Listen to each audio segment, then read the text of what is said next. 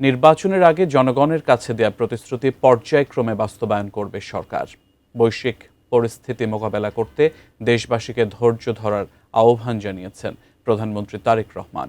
মঙ্গলবার বনানীর টি&টি মাঠে আয়োজিত ফ্যামিলি কার্ড বিতরণ অনুষ্ঠানে কড়াইল ও ভাসানটেকের 15,000 নারীকে এই কার্ড দেয়া হয়। জনঅধ্যুষিত কড়াইল বস্তিতে বসবাস বিভিন্ন শ্রেণী পেশার মানুষের। নির্বাচনের আগে এ এলাকার মানুষের জীবনমান উন্নয়নে কাজ করার প্রতিশ্রুতি দিয়েছিল বিএনপি। তাদের নির্বাচনী ইশতেহার অনুযায়ী একটি সমৃদ্ধ পরিবার গড়ার প্রতিশ্রুতি এই ফ্যামিলি কার্ড। এরই বিতরণ কর্মসূচির উদ্বোধন কড়াইল বস্তিতেই। বেলা 10:30 নাগাদ সেখানে আসেন প্রধানমন্ত্রী তারেক রহমান, সঙ্গে সহধর্মী ডক্টর জুবাইদা রহমান। প্রথমেই ছুটে যান নির্বাচনী এলাকার জনগণের সাথে শুভেচ্ছা বিনিময় করতে।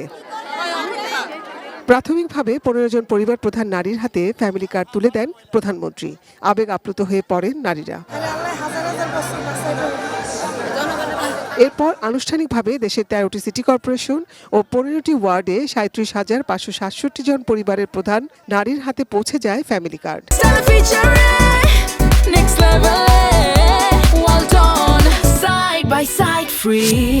আর কড়াইল, ভাসানটেক ও সাততলা বস্তির 15,000 নারীর হাতেও পৌঁছে যায় ফ্যামিলি কার্ডের ভাতা।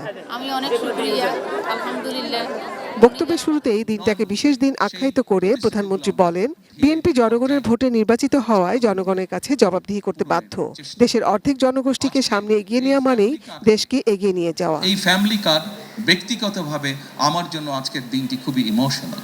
কিছু মানুষ উপস্থিত আছেন যাদের সাথে বিগত অনেকগুলো বছর ধরে আমি বসে বসে আমরা পরিকল্পনা গ্রহণ করেছি। এই সরকারকে এই দেশের মানুষ নির্বাচিত করেছেন। স্বাভাবিকভাবে এই সরকার এই দেশের মানুষের কাছে জবাবদিহি করতে বাধ্য।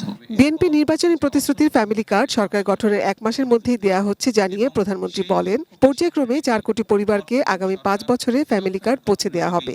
পরিকল্পনা গ্রহণ করছে কিভাবে নারীদেরকে আমরা ক্ষমতায়ন করব, অর্থনৈতিকভাবে সচ্ছল করে গড়ে তুলব, এবং তারই অংশ হিসাবে আজকে এই ফ্যামিলি কার্ড আমরা সমগ্র বাংলাদেশে পর্যায়ক্রমিকভাবে ইন্ট্রোডিউস শুরু করলাম। বিএনপি তার সব প্রতিশ্রুতি বাস্তবায়ন করবে পর্যায়ক্রমে। তবে বৈশ্বিক যে পরিস্থিতি চলছে সেটা বিবেচনায় রেখেই সবাইকে ধৈর্য ধরার আহ্বান জানান প্রধানমন্ত্রী তারেক রহমান।